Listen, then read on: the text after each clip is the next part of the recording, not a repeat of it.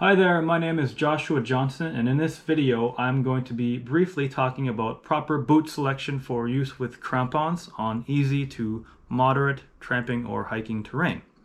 I'm soon going to be co-teaching an Introduction to Snow Skills course with the Christchurch Tramping Club, and as there tends to be a lot of questions about what boots are okay to use, I've created this video to try to help clarify a few things.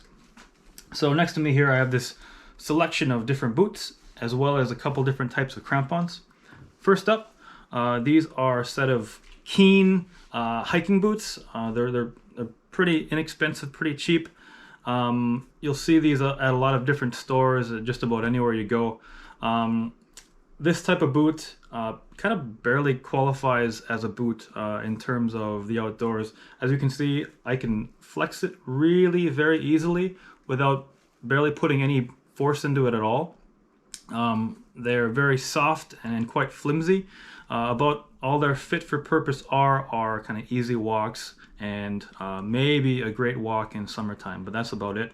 A lot of you would probably have boots similar to this.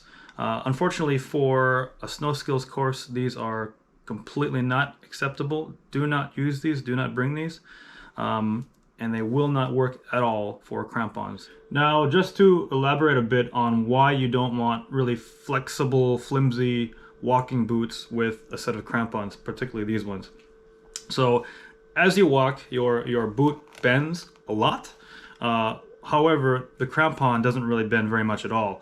So, over time or with use, with motion, things can start to work themselves loose, and as the terrain gets more difficult or steeper or icier, there's more and more stress, and the crampons have to be more and more supportive. So eventually you could end up working your boot flat out of the crampon, lose the crampon entirely, and end up in a bad situation, something you don't want to be in.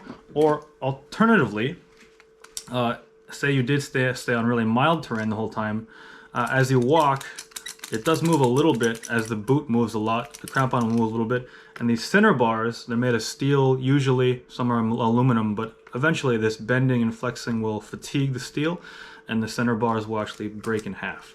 So that's also a scenario you want to avoid. And as a disclaimer, I'm not a guide or a certified instructor in any way. I'm just a guy that has volunteered and has a little bit of experience with this sort of stuff myself. I actually took this course myself some years ago, and I did show up with boots just like these. It might have even been these boots, and I got told off pretty hard, and rightfully so. Next up, I have a pair of, these are Anatom hiking or tramping boots. I believe these are the Q4s, I think. And they're either B1 or B2 rated, depending on if you ask the brand company themselves or the people I bought them from, which were Bivouac. These boots are very stiff in terms of tramping boots go.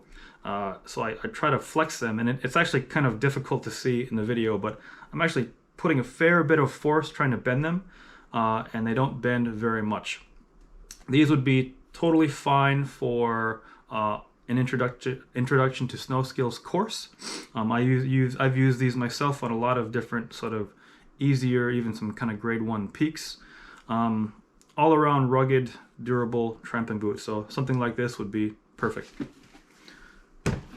Next up, I've got a pair of Salewa light mountaineering boots.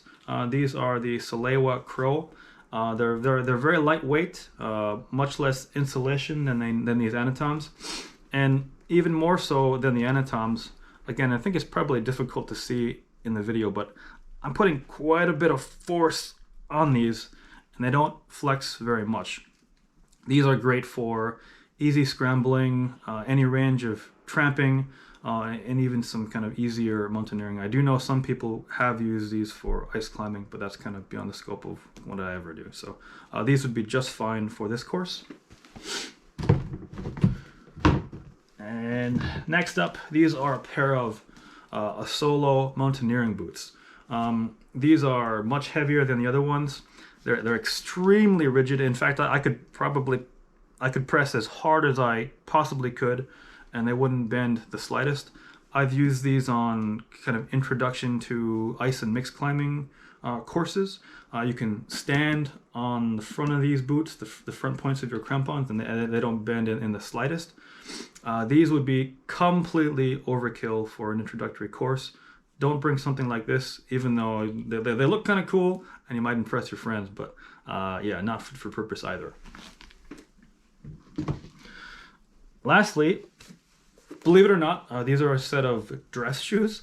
I do know of one instance where somebody showed up on one of our courses wearing these and expected to take the course, and clearly his expectations were not met, so don't wear these either. And these are just a few brands. You go to just about any outdoor store, they'll have an assortment of fit-for-purpose tramping and hiking boots. You know, Scarpa, La Sportiva, Osolo, Salewa, Anatom, Loa, you know, etc.